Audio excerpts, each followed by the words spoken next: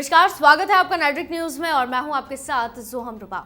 अपने बयान को लेकर चौतरफा गिरे ऑल इंडिया मजलिस इत्तेहादुल मुस्लिमीन नेता वारिस पठान को आखिरकार ऐसा लग रहा होगा कि अब कहीं से तो निकलने का रास्ता मिले, क्योंकि बयान तो उन्होंने दे दिया और किरकिरी उनकी पार्टी और पार्टी प्रमुख असदुद्दीन ओवैसी की हो रही है।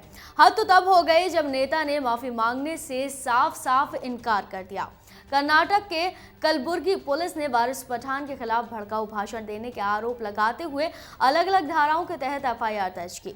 पुलिस ने दंगा भड़काने के इरादे से लोगों को उकसाने का आरोप लगाते हुए आईपीसी की धारा 117, 153 और अन्य समूहों के बीच दुश्मनी के बढ़ावे को लेकर 153A के तहत केस दर्ज किया।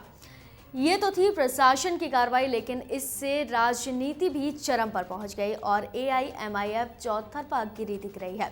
आपको बता दें कि वारिस पठान ने एक जनसभा में कहा था कि 15 करोड़ मुस्लिम 100 करोड़ पर भारी पड़ेंगे, जिस पर अलग अलग प्रतिक्रियाएं सामने आई हैं। महाराष्ट्र के बीजेपी विधान पार्षद और बीजेपी के प्रवक्ता गिरीश व्यास ने तो ये तक कह दिया कि गुजरात में जो कुछ भी हुआ वो उसे ना भूलें। उन्होंने ये तक अपील की कि मुस्लिम समुदाय पठान जैसे लोगों का बहिष्कार करे और उन्हें सबक भी सिखाए।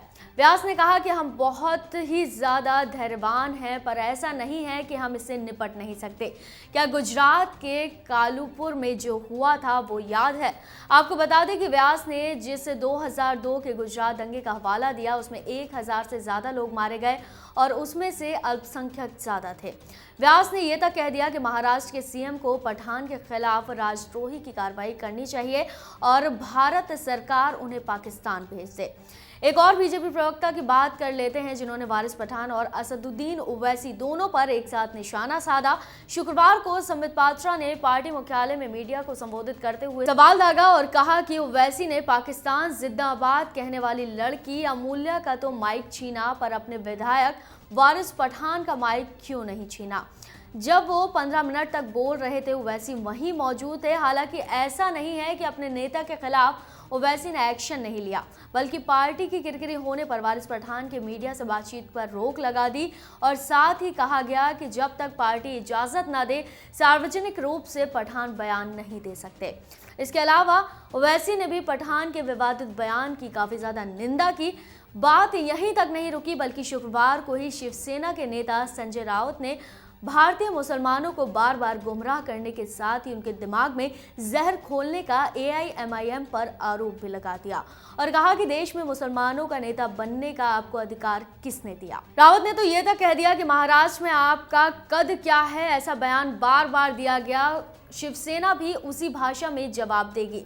पठान के बयानों की निंदा महाराष्ट्र में अल्पसंख्यक मामलों में मंत्री एनसीपी प्रवक्ता नवाब मलिक ने भी की। उन्होंने बीजेपी और एआईएमआईएम दोनों पर ही एक साथ निशाना साधा और कहा कि क्या सांप्रदायिक बयान देने के लिए दोनों ने मैच फिक्सिंग कर रखी है।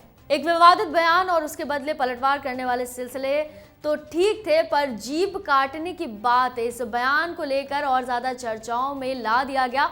बयान के विरोध में श्री हिंदू तख्त के राष्ट्रीय प्रचारक वीरेश शांडिल्य ने जीभ काटने तक की बात कही। एंटी टेररिस्ट फ्रंट इंडिया के राष्ट्रीय अध्यक्ष वीरेश शांडिल्य ने विवादित बयान देते हुए पठान की जीभ काटने वालों को 20 लाख रुपए इनाम देने की बात कही। महाराष्ट्र प्रदेश कांग्रेस के महासचिव सचिन सावंत के बयान की निंदा करते हुए बीजेपी और एमआईएम ने एक सिक्के के दो पहलू हैं। भाजपा के इशारे पर एमआईएम ही ध्रुवीकरण का एजेंडा चलाती है। केंद्रीय गृह मंत्री अमित शाह, वित्त मंत्री Anurag Thakur, UP CM Ajay Kumar Bisht, BJP सांसद परवेश वर्मा और गिरिराज सिंह जानबूझकर भड़काऊ भाषण देते हैं। इसी मकसद से पठान ने भी यही किया। उन्होंने तो ये तक कह दिया कि दोनों पार्टियों ने मिलकर ये एजेंडा तैयार किया है। हमेशा से ही अपने विवादित बयानों को लेकर सुर्खियों में रहने वाले बीजेपी नेता और केंद्रीय मंत्री गिरिराज सिंह आखिर कैसे ना बोलते, बल्कि उन्होंने तो नसीहत देते हुए ये भी कह दिया कि सन 1947 में आज़ादी के समय से हमारे पूर्वजों से भूल हुई। अगर तब मुसलमान भाइयों को वहां भेज दिया जाता तो हिंदुओं को यहां बुला लिया जाता, तो आज ये नौबत ही नहीं आती। उन्होंने पठान के इसी बयान का भी हवाला दिया।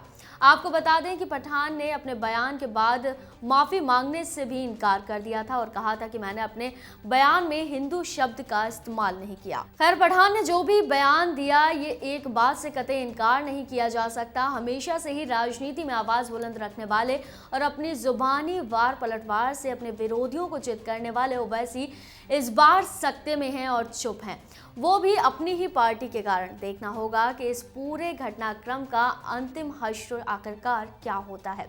तो फिलहाल के लिए इतना ही। बाकी की लेटेस्ट अपडेट जानने के लिए आप अपने चैनल को सब्सक्राइब और बेल आइकन प्रेस करना ना भूलें ताकि हर अपडेट आप तक पहुंच पाए। आप देख रहे हैं नेट्रिक न्यूज, साहस सच कहने का।